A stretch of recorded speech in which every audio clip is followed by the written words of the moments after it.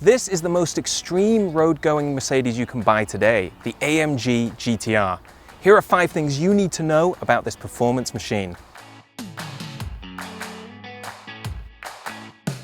The twin turbocharged 4-litre V8 produces 577 horsepower and 516 pound-feet of torque. When you use the launch control, that's enough power to send the GTR to 60 miles per hour in 3.5 seconds. And you can keep going all the way up to a top speed of 198 miles an hour. Aerodynamic upgrades start with an active front splitter that can automatically deploy at speed to increase front downforce by 88 pounds at 155 miles an hour. If you break out the toolset, you can also adjust the attack angle of the rear wing.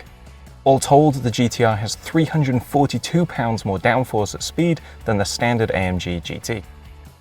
Wide, sticky tires, an adaptive suspension, and an electronically controlled differential all add up to precise handling.